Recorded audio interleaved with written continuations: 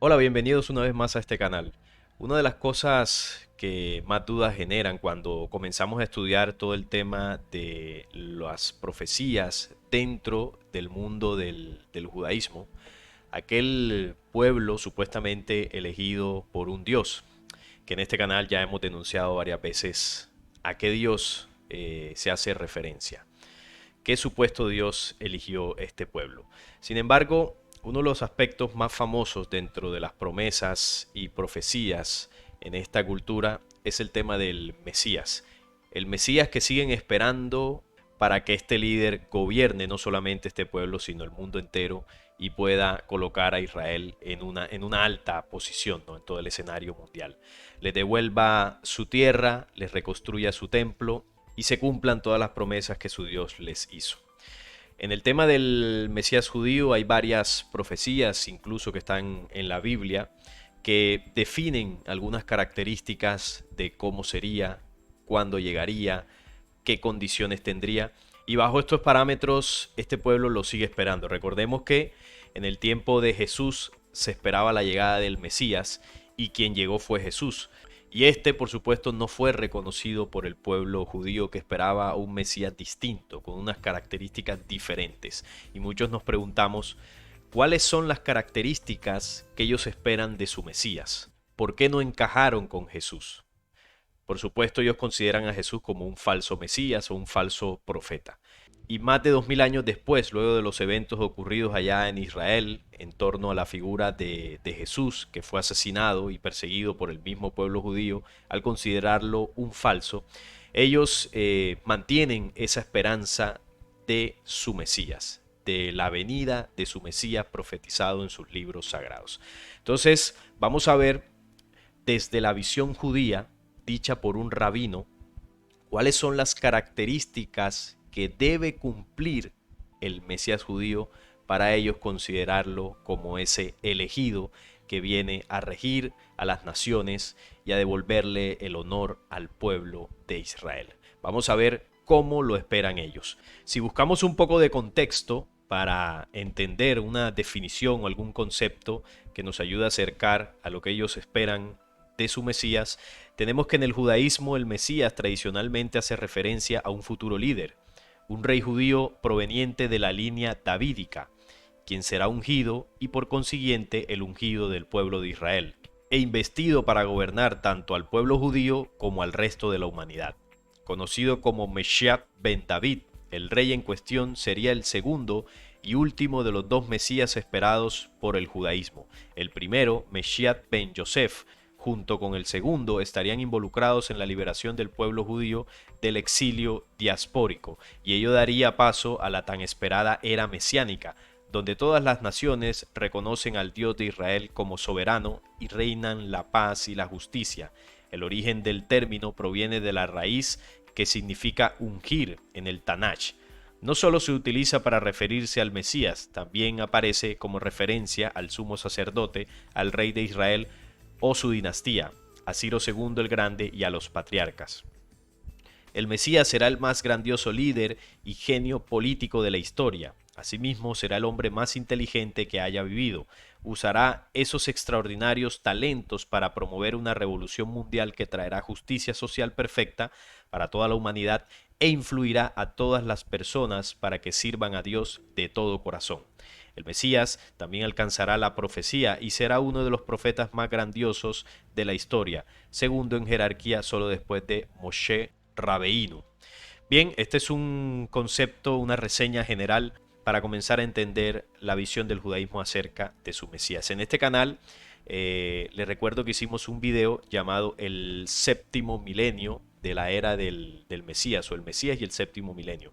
Es la cuenta temporal que llevan los judíos para poder determinar en qué época se acerca esa era mesiánica. Por aquí se los dejo para que puedan echarle un vistazo y puedan complementar este video. Vamos a analizar entonces un video que tenemos por acá de un rabino llamado Jonathan Galet. Este rabino hace varios videos, sube contenido en YouTube y bueno, es famoso por los análisis que hace de la Torá. Tiene una forma particular de enseñar y sobre todo pues que lo hace en español. Es mucho más fácil para nosotros comprender todo esto. Y vamos a analizar lo que él revela sobre las características que, según sus libros sagrados, debe tener el Mesías para ser considerado precisamente ese ungido que ellos esperan. Enseguida vamos a ver más cosas para entender quién es el Mashiach. Está en la sección de Ilhot Melahim, ¿sí? En su libro de Alajá y dice así, es capítulo 11. En el libro de Alajá, él va a comenzar a sacar y estudiar características dichas o que están consignadas en un documento que se llama Alajá. Vamos a ver qué nos dice. Y dice así, si va a aparecer un hombre, ¿sí? Que llega, descendiente de la casa de David, ¿sí? Ya una condición de la casa de David. Primera condición, el Mesías que ellos esperan debe ser descendiente de la casa de David, de ese linaje. Vayamos anotando. Hogeba Torah va a ser un estudioso de la Torah y que se ocupa con el cumplimiento de las mitzvot como el rey David, su padre, su antepasado. Tiene que ser un genio de Torah. Otra condición, estudioso de la Torá. Tiene que manejar ese libro sagrado, todas las leyes y mandatos judíos a la perfección y hacerlas cumplir. Conocer toda la Torah con perfección. Tenemos, por ejemplo, Rav Ovadia Yosef, que falleció hace poco. Era un genio de la Torah. Tiene que ser no menos, incluso más. No se puede decir más. Rav Ovadia era Rav Eliashiv también. Y también hoy en día, Baruch Hashem, tenemos gigantes de Torah. Pero él tiene que ser como ellos, por lo menos. Estudioso de Torah con perfección. Con conocimiento de la Torah escrita y de la Torah oral. Bueno. Ya hay muchos candidatos. Ya se encuentran. Son Mashiach. Enseguida vamos a ver. Hay unas condiciones más. Entonces las dos primeras ya sabemos, descendiente de la casa de David y conocedor a la perfección de la Torah escrita y oral. Tiene que ser un genio según esta visión de esa tradición sagrada judía. ¿Qué tiene que hacer entonces? Y va a hacer que todo el pueblo de Israel vaya por el camino de la Torah. Todo el pueblo de Israel. Hoy en día, muchos judíos están muy alejados de la Torah. No se cumplió con nadie esta condición. Va a hacer que todo el pueblo de Israel vaya en el camino de la Torah. Y la Torah va a ser el estudio de la Torah, el cumplimiento de la Torah. Esa es la tercera condición. Hacer que el pueblo de Israel retome su fe en la Torá. Vuelva a la tradición de la Torá, a estudiarla, a practicarla, es decir, restaurará la fe en su tradición religiosa. Esa sería la tercera condición que aquí nos está mostrando. Va a fortalecerse en el pueblo de Israel. Y él va a luchar. Él va a luchar contra los enemigos de Israel. Las guerras del Creador, del Eterno. Y si hace todo esto... Ojo con la cuarta. El Mesías que ellos esperan va a luchar contra los enemigos de Israel. Y esto, pues que él dice ahí, no, contra los enemigos de Israel, las batallas de Dios, suena como algo bonito, ¿no? Como algo religioso, divino. Pero aquí estamos hablando realmente de guerra como tal. Guerras, Tercera Guerra Mundial. ¿Y cuáles son los enemigos de Israel? Bueno, el mundo árabe principalmente, pero también hay muchos otros países que no están a favor de cómo este pueblo ha hecho las cosas. Entonces, principalmente los enemigos, el mundo árabe. O sea que ahí se va a comenzar una guerra cuando este personaje esté para humillar, para destruir a todos los países que no estén a favor de Israel y de su gobierno. Eso es importante para que entendamos que una de las condiciones es que este personaje va a ser bastante bélico. Quizás no tan frontal como lo era David. Podría ser una mezcla entre David y Salomón, que Salomón era más sabio, entre comillas sabio, era más diplomático y David era más guerrerista. Pues lo que se puede entender es que el Mesías que ellos esperan tenga la sabiduría y diplomacia de Salomón en ciertos momentos, pero también la mano fuerte y guerrerista que tuvo David para destruir a todos sus enemigos. Así que ese punto es importantísimo. Esa es la cuarta condición. Va a pelear las guerras contra los enemigos de Israel. Hasta aquí, eres un Mesías en potencial. Todavía no es Mesías.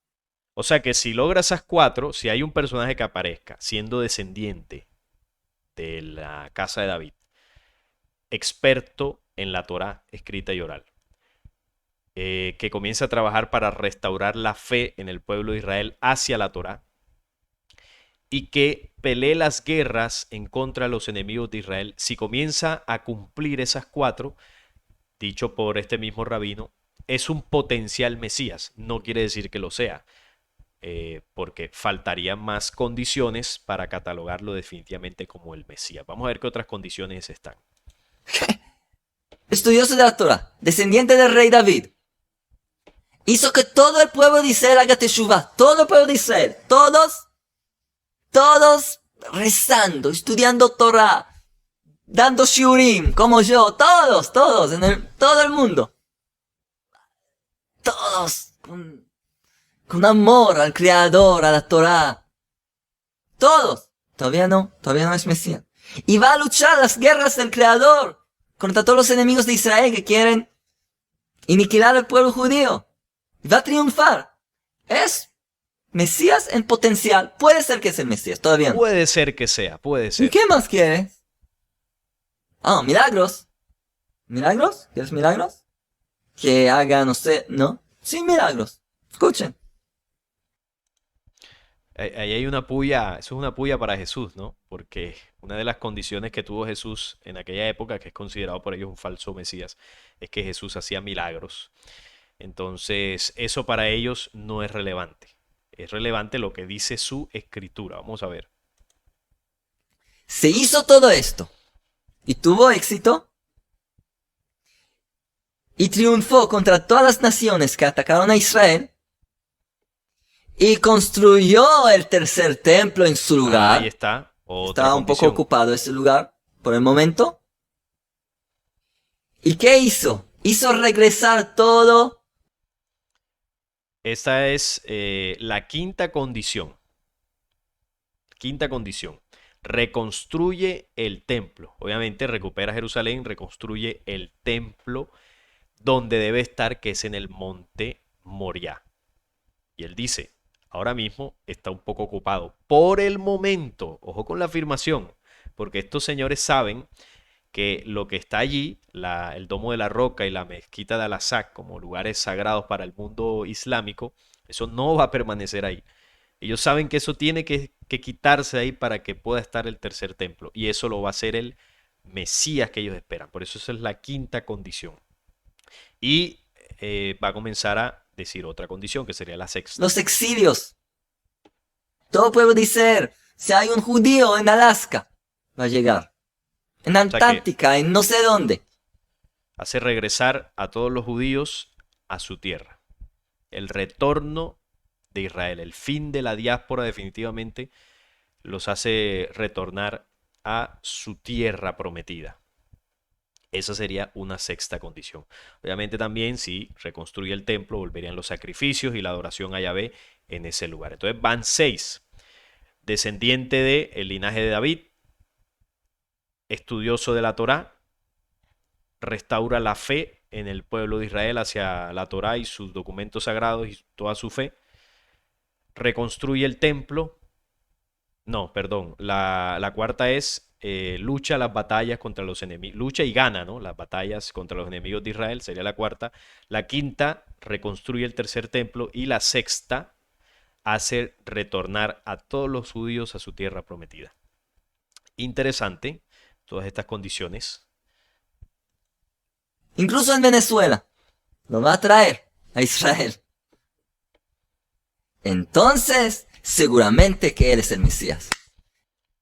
Si cumple, ya lo acabo de decir, si cumple estas 6 condiciones al pie de la letra, entonces es el Mesías. Vayamos anotando. Si queremos saber desde la visión judía cómo va a ser su Mesías, o más bien qué debe hacer, cómo es y qué debe hacer, anotemos estas 6 condiciones. Porque cuando veamos un personaje en el escenario global que vaya cumpliendo cada una de estas condiciones, tal cual como aquí se está exponiendo por un mismo rabino judío, entonces quiere decir que el advenimiento de su Mesías es una realidad y como humanidad estaremos en tiempos finales de forma definitiva. Esta es Alajá. Agrega en Ilhot Shuvah, en las leyes de Teshuvah, dice Maimónides: este rey, él va a ser rey de Israel, va a tener más sabiduría que el rey Salomón, y va a ser un profeta tan grande, casi como Moisés, porque como Moisés no puede ser. La Torah dice que como Moisés no va a haber un profeta, pero él va a ser lo más cerca que puede ser a Moisés, y él va a enseñar a todo el pueblo la Torah, y luego todas las naciones van a llegar y van a pedir a estudiar también Torah. Será un personaje con la sabiduría de Salomón. Manejará profecías, porque según ellos será un profeta. Estas son más características que él aquí está revelando según el documento que está leyendo. Y también van a pedir acercarse al templo para rezar, para darle sus ofrendas. De todo esto entendemos que tiene que llegar alguien y que tiene que hacer grandes cosas. ¿Por qué tiene que ser un ser humano? Porque en la Alajá más adelante nos dice Maimónides que él va a ser el hijo de un padre y una madre, biológicos, un padre y una madre, casados, con una ketubá, casados según la Alajá judía. Hombres, gente buena y recta. Va a tener padres biológicos. Y él mismo no va a saber que es Mesías hasta que el Creador va a decidir. O sea, será un hombre normal, hijo de padres judíos, obviamente, y tendrá una misión que en el tiempo se le irá revelando, ¿no? La irá comprendiendo hasta ejecutar. Será un hombre normal según esta Bueno, visión. ¿qué me importa a mí? Ya sabemos que nosotros cuando hablamos queremos saber la Torah, ¿qué me da en mi vida cotidiana, en mi vida de cada día? Quiero saber, ¿qué me ayuda toda esta filosofía, supuestamente? Entonces no es filosofía porque, otra vez, es uno de los principios del judaísmo. Pero fue muy distorsionado por otras religiones, por falta de conocimiento. Dice Rabbi Nachman de Breslev que en cada uno de nosotros se encuentra una chispa del Mesías. Y juntos todos nosotros, todas esas chispas, juntas, son la luz del Mesías. Por lo tanto, cada uno de nosotros tiene la obligación y la responsabilidad de cumplir con su misión. Porque cada uno que hace lo que debe hacer está acercando ese día que llegue el Mesías que estamos. ¿Qué significa eso? Algo interesante que dice aquí es que cada uno tiene una parte del Mesías, desde esta visión judía. Y es algo que llama la atención porque desde la visión de quienes esperan el tema de la segunda venida, de la fuerza del Cristo, y también dentro del mismo mensaje de Jesús se habla de un anticristo, es decir, un personaje que dice ser el Mesías, pero que es un falso Cristo. Y esto obviamente se interpreta como que ese falso Cristo vendría siendo el mismo Mesías del judaísmo, ¿verdad? Entonces, por allá en una de las cartas de Juan, si no estoy mal, habla de que todos podemos ser anticristos, basado en nuestro comportamiento, en nuestro mal accionar. Y el mal accionar de la humanidad esa energía contraria a la vida es la que trae al anticristo, como, digamos, como la síntesis de la maldad encarnada en un hombre, en un cuerpo humano, que viene a liderar el nuevo orden mundial. Entonces, el mal pensar y actuar de la humanidad trae al anticristo, porque estamos negando al Cristo. Y al negar al Cristo con nuestras acciones, alimentamos la fuerza del anticristo.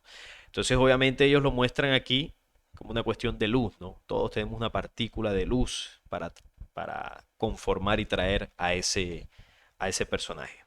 Pero yo diría más bien que todos en nuestros pensamientos y acciones alimentamos esa parte negativa dentro de nosotros que es la que está trayendo al anticristo.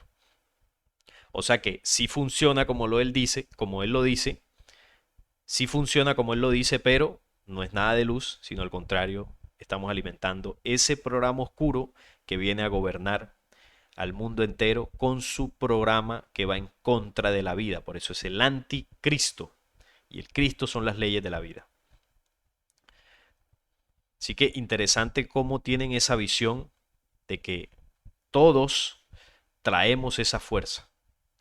Desde la visión de ellos es positiva, pero desde la visión de nosotros como humanidad, lo que estamos trayendo desafortunadamente es esa fuerza contraria.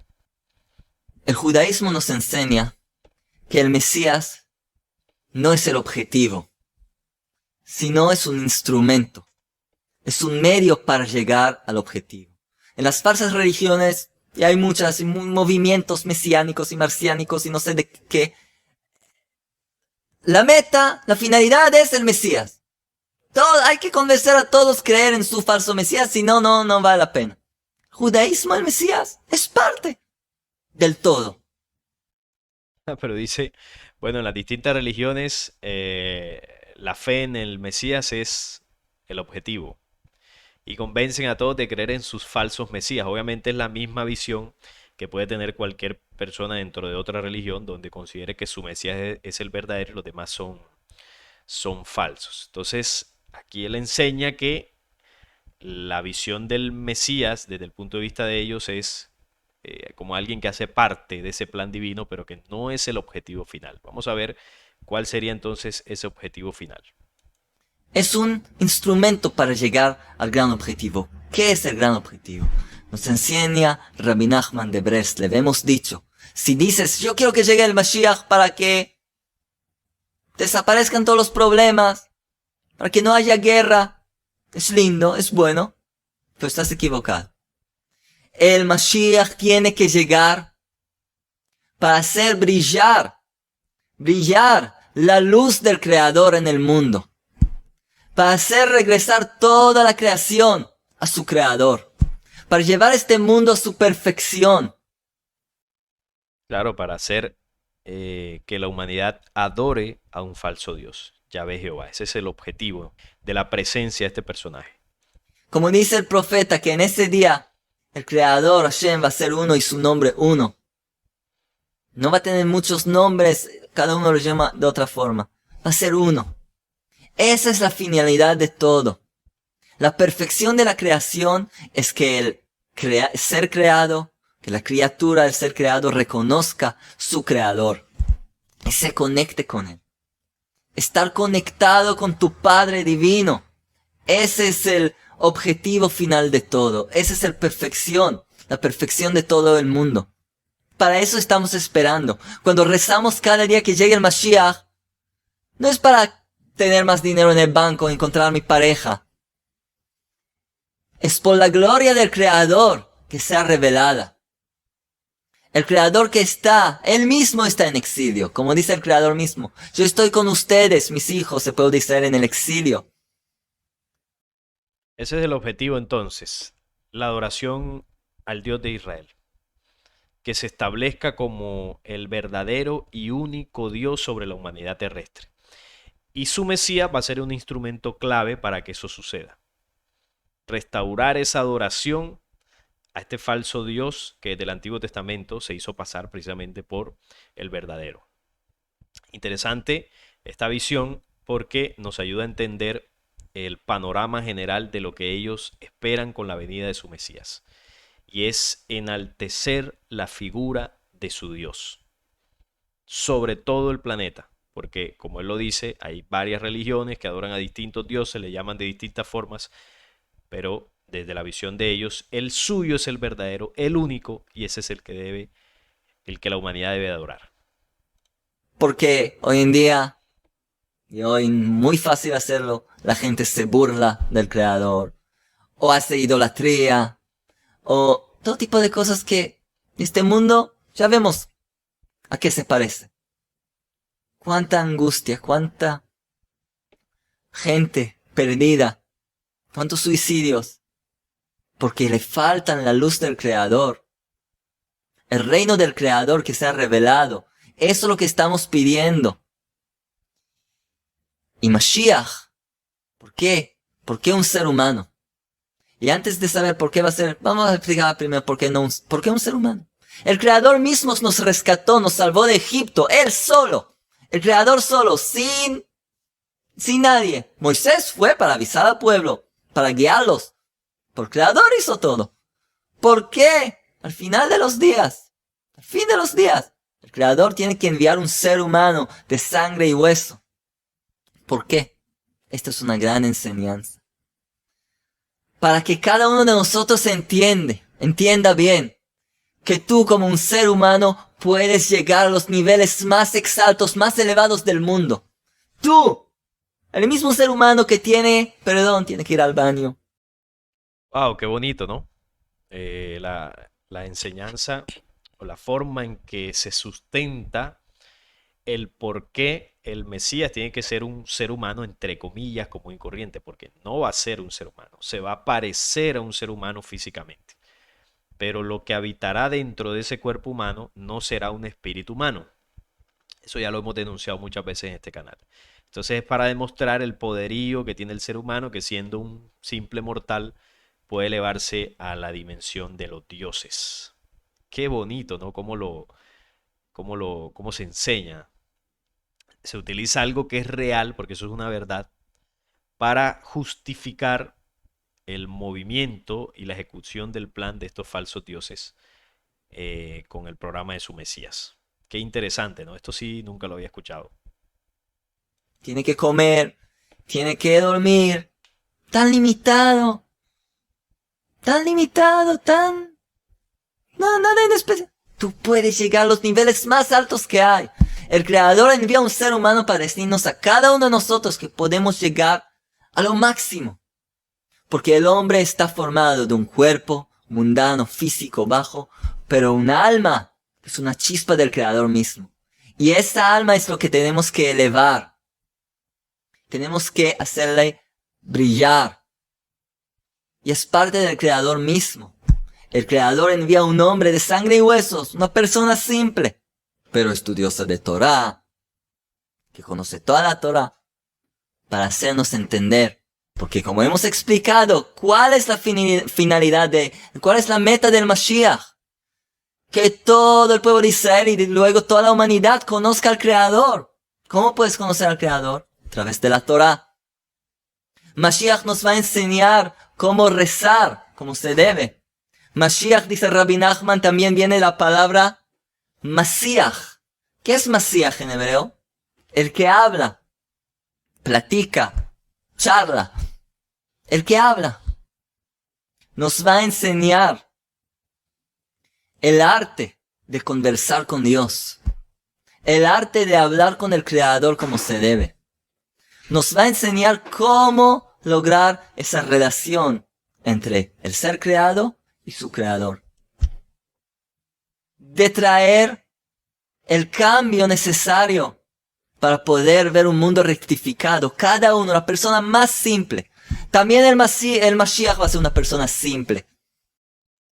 Eso demuestra lo que dice la profecía de los 9 tiempos de la religión del fin del mundo, ¿no? Del tiempo final. Comenzará una nueva religión global y esta religión global es la religión del anticristo, basada en la adoración a su Dios. Entonces, obviamente se necesita un personaje con una elocuencia impresionante para convencer al mundo de que esa es la religión verdadera. Un personaje que, como dice también por allá en Daniel, boca que habla grandes cosas, logrará tener un magnetismo, un impacto en la mente de las personas que convencerá a muchos que el camino real es la adoración a Yahvé. Ahora, recordemos que las tres grandes religiones, que es judaísmo, el islam y el cristianismo, parten de la misma raíz abramánica, ¿verdad? Y al tener esta misma raíz de Abraham, está muy cerca, estas tres que son las más grandes, de esa adoración a este Dios, por más que en el Islam se le llame Alá y por más que en el cristianismo la figura principal sea Jesús. Pero en estas creencias todo esto está relacionado a Jesús, lo enlazan con que Jehová es el Padre. Y por supuesto en el mundo del Islam pues es un pueblo hermano de Israel. Entonces todo esto está ligado, tienen la misma raíz. Por lo tanto, las multitudes que creen en estas tres grandes religiones, para ellos será un poco más simple adaptar su nueva fe a una única religión que englobe las tres. Y esto ya se viene trabajando. En cada una de estas grandes religiones hay líderes de ellas que vienen haciendo acercamientos para poder ir enlazando los puntos en común y generar una convergencia religiosa que derive en una única adoración.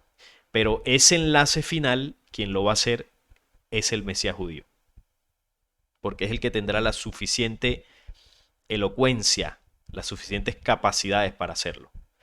Mientras tanto, quienes están ahora como líderes de estas religiones van allanando ese camino para cuando Él venga a hacer el empalme final y crear esa única religión.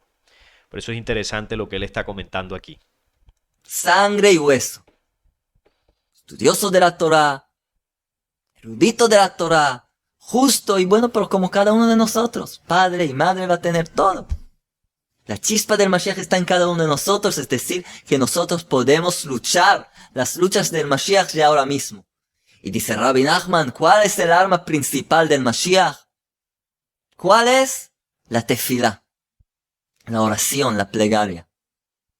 Esa arma la tiene cada uno. No tienes que esforzarte, no tienes que ir hasta el fin del mundo, no tienes que pasar meses en el desierto, en una cueva. Nada. En tu hogar, en tu automóvil, hablar con el Creador. Hablar con el Creador. Eso es lo que va a enseñar el Mashiach a toda la humanidad. Esto ya nos enseña el Rav Arush. Eso ya nos enseña el Rabbi Nachman de Breslev, el Baal Shem Tov, todos los tzadikim. Eso. El Mashiach no es la finalidad. Es el instrumento, es el medio para conectarse con el Creador. El que lo vive antes que llegue el Mashiach ya tiene la mejor vida posible, una vida dulce, hermosa, buena. Su chispa de Mashiach ya ilumina en él. Podemos lograrlo. Y cada uno que hace eso, de hecho, acerca la llegada del verdadero Mashiach para toda la humanidad. Este es el momento de esforzarse, difundir los libros de Emuná, difundir los CDs de Emuná, las charlas de Emuná, hablar con la gente. Ellos ya vienen predicando y anunciando esto, ya se están preparando hace muchos años, porque saben que está cerca. Dentro de sus planes, dentro de toda su infraestructura, viene preparando los distintos aspectos para su llegada. De ahí que, bueno, no es casualidad de que desde 1948 han venido trabajando fuertemente para apoderarse de ese territorio, de la ciudad de Jerusalén y de la zona del templo, porque saben, de acuerdo a sus cuentas, a sus profecías, que esto está muy cerca. Entonces de ahí que esto lo difundan en todos los idiomas, incluso en el español, porque hay muchas personas de habla hispana que son judías de sangre y bueno, se les comenzará a incitar a volver a las tradiciones de sus ancestros. Entonces hay que estar muy atentos a todo este movimiento por parte de este pueblo. Recuerden que las profecías nos advierten que estemos muy pendientes de los movimientos de este pueblo, ¿no? Elegido por un falso Dios. Porque ellos van marcando el reloj profético con los acontecimientos. No porque sean importantes ante las jerarquías de la luz, sino que son los principales responsables de la condición de manipulación humana. Entonces, se nos enseña por parte de las profecías a estudiar muy bien,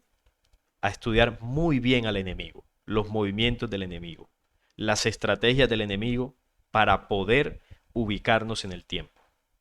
Por eso lo señala, no porque sean positivos ni nada de eso. Empujar, eh, dar ánimo a la gente. Ahora los corazones están abiertos, justamente por todos los problemas. Podemos ver el cambio ahora mismo. No quedarnos dormidos, hacer afatzá, difusión de emuná. Esa es nuestra misión ahora mismo. Para que llegue el día que podamos ver el lobo con la oveja, podemos ver todas las naciones abrazando y llegando aquí al templo, al monte de Sion y al templo sagrado con nuestro verdadero Mashiach rápidamente en nuestros días. Amén. Todos abrazados, todos en el templo, adorando a Jehová, haciendo sacrificios en el marco del nuevo orden mundial. Ahí está el plan, dicho con palabras antimoniosas, con palabras bonitas, pero detrás se encierra una estratagema para controlar el mundo entero. Ese es su objetivo y ya están preparándose para la llegada de su Mesías. Ese ha sido el análisis que he hecho de esta revelación, ¿no?, que hace un rabino judío sobre las características y condiciones de su Mesías descrita en sus libros sagrados. Vamos a recordarlas. Debe ser descendiente, debe ser de la casa de David, descendiente del linaje de David. Debe ser estudioso de la Torá a la perfección. Debe restaurar la fe en la Torá del pueblo de Israel. Debe pelear las guerras contra los enemigos de Israel, principalmente el mundo árabe. Debe reconstruir el templo, tercer templo, allá en el monte Moriah, no en ningún otro lado. Por lo tanto, tendrá que quitar los templos, los lugares santos que hay ahí del mundo del Islam. Y la otra condición es que hará retornar de manera definitiva a todos los judíos dispersos por el mundo a su tierra prometida. Esas son las condiciones. Además de que será un ser humano común y corriente, sencillo, humilde, como él decía allí. También dice que será tan sabio como Salomón, manejará profecías, será un hombre muy elocuente. Bueno, varias características que ya también algunas profecías nos habían anunciado, ¿no?, de las características que tendrá. Una boca que habla grandes cosas, el que tenga entendimiento cuente el número de la bestia, cuando habla Apocalipsis 13 de la bestia, de ese ser o ese engendro que se levanta al final del tiempo con el código 666, y que es el número de un hombre, que es el mismo de Salomón cuando pedía 666 talentos de oro. Entonces hace la relación entre la bestia y Salomón. Y aquí se nos está corroborando que es un personaje que manejará la sabiduría de Salomón. Varias características que pudimos analizar en lo que él comentó. Quizás se me habrá pasado alguna. Ustedes pueden volver a ver el video y repasar los detalles que quizás se me pasaron por alto en las condiciones y características que este rabino revela sobre su Mesías. Así que hay que estar muy pendientes con cualquier personaje que nosotros detectemos que comience a cumplir estas características. Porque si es así, es muy probable que sea un candidato a Mesías y a líder mundial, que traerá el nuevo orden, la nueva religión y la falsa adoración o la adoración a un falso Dios.